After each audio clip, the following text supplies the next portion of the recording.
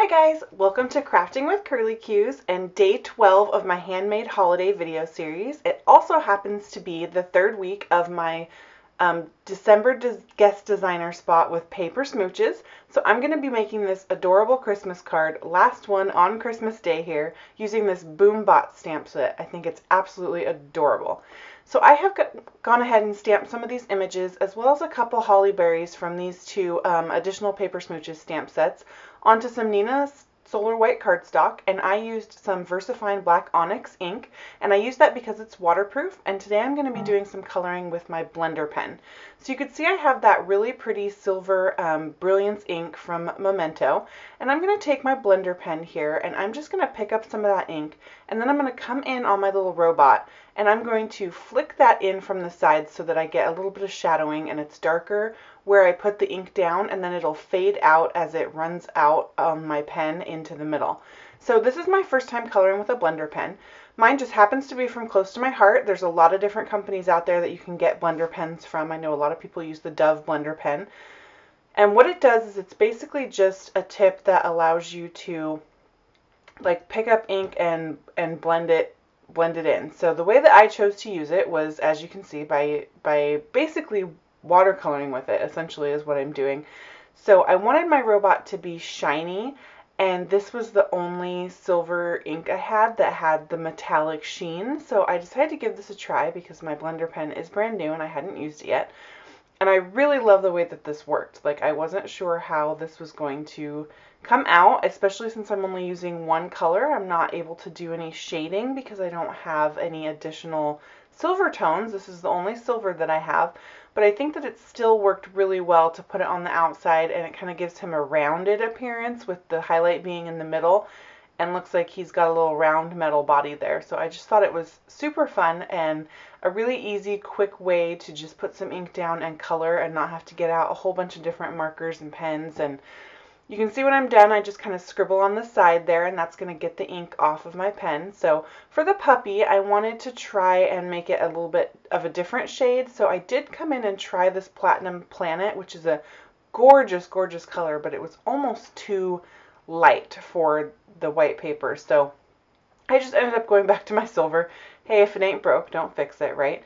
So I just went back in with the silver and went ahead and colored in the puppy as well. And you'll see on the little spots on his back, the stamp set is so cute. Like, they've got this little robot dog designed with these little different colored patches to look kind of like a little, like he has different colored fur, I guess. But again, I'm using just the one tone, but I came in a little bit darker in that one spot just to kind of give that illusion of his fur being different colors in different places. So these were super, super fun images to color. This stamp set is beyond adorable. And I did want to share with you guys, this is my very first video that I'm editing using my new video equipment that I got for Christmas from my hubby. So I'm super excited to be playing around. I switched from a Windows computer to, he got me a Mac for Christmas so that I can use the iMovie and help, you know, do my video edits and hopefully make it a little bit more streamlined and easy. So right now it's still a little bumpy because I'm learning. There's learning curves involved here, but once I get the hang of it, I think this is going to be really fabulous. So bear with me as it kind of maybe does some funny things as I'm figuring out how this system works and the best uses of it. If you have any tips, feel free to leave me a comment. I'd love to hear from some of you who maybe use iMovie and what your favorite things to use it and what some things to watch out for are. But anyway, that was just a little tidbit because it is Christmas Day, so I got some presents I had to use. So now that my robot and my little dog are all colored, I'm going to come in, I'm going to color these little holly berries. And I actually didn't end up using these little tiny ones, but I did use one of these larger ones here. And I'm just using my Sakura Stardust Jelly Roll pens to color these in. Just a nice flat color, but I wanted them to also have sparkle and shine, kind of like the robots. This is a nice sparkly Christmas card because I figure robots are going to have everything made of metal, and I just kind of wanted to keep with that theme. So I'm just using some basic red and green and just coloring in those images. I like to color with my Jelly Roll Stardust pens because it just makes everything so sparkly. So now I'm just going to take the coordinating dies for that little robot and that little puppy, and I'm going to run them through my Big Shot so that I can get these little guys cut out. This is a great stamp set to have the coordinating dies on because they kind of have all those fun little arms and stuff that would be kind of tricky to fussy cut. So these are the scalloped frames from Pretty Pink Posh, and I did use them earlier to cut out some frames, and now I'm going to use the negative inside space that comes out of those frames to create the background for my card here. So I am turning this little set into a Christmas card. So what I'm going to do is just take some Post-it tape and just do a really simple masking here of a Christmas tree. So I'm kind of trying to count and see how big this thing is because I was too lazy to get my ruler out and actually do measuring, but I want to kind of make sure that the tree is somewhat in the middle. And the other thing that I'm wanting to make sure of, and you'll see this is kind of why I had to peel this up and start over, is that I've picked out one of those images in the stamp set that I've decided I really want to be the star on the top of the Christmas tree. So I got to make sure that I leave enough room to stamp that when I'm done with my Christmas tree here. So I readjusted my tape a little bit and I'm just eyeballing it. This does not have to be perfect by any means. But now I have a triangle the shape of a Christmas tree, and I'm going to use a bunch of these little filler stamps that come in this really cute stamp set, and I'm going to create a little Christmas tree. So these are just a bunch of nuts and bolts and screws, and I'm just putting them on a bunch of different stamp acrylic blocks so that I have them ready to go as I fill this Christmas tree in. You can see this set has tons of these little images, so this was really fun to do. And then I've got a couple different greens from Memento. I've got some pear tart and some bamboo shoot, and I'm going to just start stamping these in here. I also grabbed my ladybug because I want to put some ornaments on the tree. So those are going to be the red ornaments on the green tree. So to start, I'm kind of starting up in the top. I want to kind of put it in that point and make sure I get something small enough in there. And then from there, I didn't really have a rhyme or reason. I just was kind of stamping these wherever they would fit. And I mean, it's not a perfect design. I'm not going to be able to fill out the tree perfectly. If you did this with maybe a larger tree, you could really get in there more in the little spots, but since my tree's so small, it was kind of tricky to get into the little tiny spots. So I'll show you kind of how I deal with that later. So I'm just going to continue stamping these in here until that is all full and I like the way that it looks. Then I'm going to take one of my handy dandy makeup sponges and I'm just going to go ahead and ink blend some of that light pear tart ink up over the top in from the outside. And by doing that, it's creating a little bit darker around the edges and then fading to light in the middle of the tree. I don't want this to be super dark. I just want it to define the tree since those nuts and bolts inside there aren't super packed tight. I want to make sure that you can look at this and know that it's a Christmas tree. So then when I peel up my Post-it tape, this is my favorite part, it reveals this fun little Christmas tree that's all made up of nuts and bolts and screws and things that robots would make a Christmas tree out of. So now that I have that, I'm going to go ahead and come in with the little stamp that I want to be the star on the top of my tree. I thought the shape of this little stamp just kind of made it perfect for being the star. And I'm going to use my powder tool here and just prep this and make sure that it's nice and dry and static free before I do my heat embossing. And I am going to just use my Versamark ink, stamp that little star right on the top of the tree there. And then I'm going to come in with some silver embossing powder, and this one is just from Recollections here. And I'm just going to cover that star with some shiny silver. So again, I'm sticking with that shiny robot theme, and then everything is silver because that's the robot metal color. I'm using a dry paintbrush to brush off any embossing powder that's stuck where I didn't want it to. And then I'm coming back in with my Versamark ink and those little images that I stamped in red, and I'm stamping right over the top of the red with my Versamark. So I'm going to use this red sparkly embossing powder from Zing, and I wanted to make sure that I had everything on the tree and that it was nice and dry before I embossed. So this is how I chose to do it. I chose to stamp it in red first and then go over the top with Versamark, and then I'll just go ahead and add that red sparkly embossing powder and make sure that those ornaments are nice and sparkly and shiny to match my theme of my card here. So again, getting rid of that extra embossing powder with a dry paintbrush, and then I'm just going to go ahead and heat emboss all of that. So now I'm going to create my custom sentiment, and there's a sentiment in this robot stamp set that says nice to meet you, and it's the number 2 and the letter U. So I took the season's greetings from one of the other Paper Smooches stamp sets that I showed at the beginning that is Christmas themed, and then I'm doing a little bit of stamp surgery, and I'm clipping out the 2 and the U so that I can turn this greeting into a robot greeting, basically, because I couldn't find any greetings that fit for Christmas. So I am just stamping that inverse mark on a little strip of vellum that I had left over from another project, and I'm going to use that sparkly red embossing powder to emboss this sentiment. So I did clip up that sentiment, but I can either use it separately now, going forward, or I can mount it together on an acrylic block and it'll be just as good as new and it doesn't ruin your sentiment at all. So stamp surgery is scary, but sometimes it can really help stretch your stamps and it doesn't hurt them. They're able to go right back together like a puzzle on your acrylic block, and you can use them in the original way that they're intended.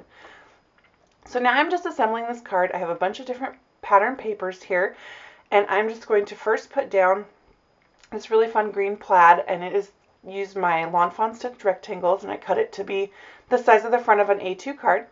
And now I'm going to take those frames that I cut with that pretty pink Posh scallop frame die, and I'm just going to go ahead and layer up 3 of these. I just want a little bit of dimension on my frame here.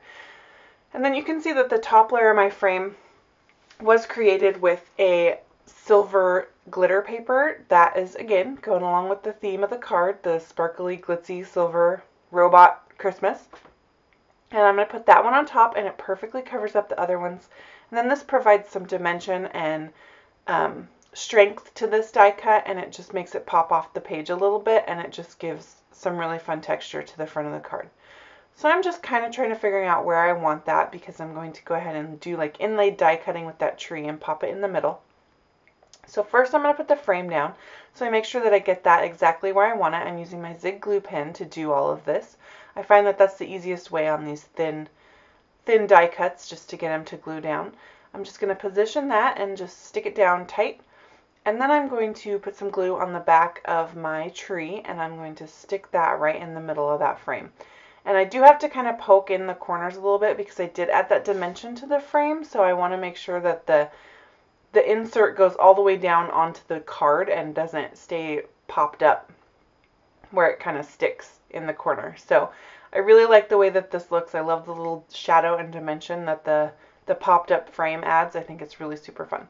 So now I'm just going to go ahead and assemble my greeting down here. I cut some little strips from some of those other pattern papers that coordinate in the pack. I wanted to throw in some of the red from the tree, and then I was thinking about a little bit of blue, but I was having some trouble getting it all to work out. But you know how it goes when you have a vision and then sometimes your vision doesn't quite work. But anyway, so I put some Zig glue on the back of part of that strip, and then I'm using some Scotch foam tape because that little frame that I've created has made it so that I can't glue things directly onto the front of the card, so I have to kind of pop them up. So it's not a perfect match with the dimension between the frame and the foam tape, but it's close enough that you can't really tell once you get it on there. So I'm just going to pop that right on the bottom, and I'm just letting it hang off both sides. I prefer to do this and trim the edges to make it the same size rather than trying to use my paper trimmer to trim it ahead of time, because I find that for some reason I always end up with it just ever so slightly off, and I have like a little space where there's no trim, and I don't know what the deal is with that. But so this is how I like to do it. I like to cut it long and then just trim it down to match the size of my card afterwards. Now I'm just going to use another thin little strip, and I'm just going to pop it underneath that red one just to break it up a little bit. Give a little itty bitty splash of the blue. I thought that was fun, and I'm just kind of testing. I didn't really have a plan here, I just kind of cut some papers, and I knew I wanted to do this kind of like layered sentiment banner, but I wasn't 100% sure which pieces I wanted to use and which ones I didn't, so I was just kind of experimenting a little bit to see if I thought I wanted, did I want one on the top? Did I want to put some of that silver shiny on there? And I ended up just keeping it a little bit more simple. I think the focus is really the fun robots and the fact that this is a kind of non-traditional card where I turned stamps that weren't meant for the holidays into holiday stamps. So that was where I left the focus.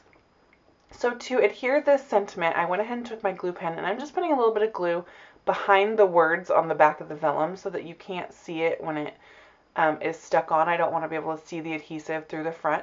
So I'm just going to gently tap that down, and then I'm going to go ahead and trim that up there. And then I did decide after I was all done with this that I wanted to use my little stapler from Close to My Heart and put a tiny staple in there. So I just kind of gently peeled that up off the foam tape and popped that staple in and then put it back down. I don't know, I thought the touch of metal just really kind of went with the robots. I don't know. So now I've used some foam tape and some zig glue to kind of adhere the little puppy and my robot and my holly berry. And I wanted to show you, I left this in the video on purpose because, well, first I'm going to put some red stickles in that star up there because I thought it looked kind of empty and I wanted to tie the red in. So stickles is always super fun to add to a card. And then I made my puppy into Rudolph because I can, so why not? But here's what I wanted to show you. I didn't like that holly down there. I thought that that corner in the card was too empty. So I went ahead and peeled it up and I'm moving it. So I just want to let you guys know that like you can do card surgery after it's done. You don't have to stick with, oh, just because I've put it there, I'm going to leave it there. So I just wanted to show you that little change.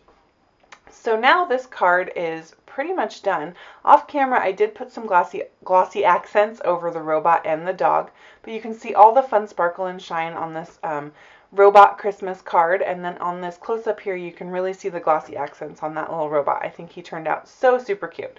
So thank you guys so much for watching. Please hit subscribe, leave a comment, and give me a thumbs up. You can find a full list of supplies over at my blog, and you can always join me on Facebook, Pinterest, and Instagram. To those of you that celebrate, Merry Christmas, Happy Holidays to all, and I will see you next time. Thank you. Bye.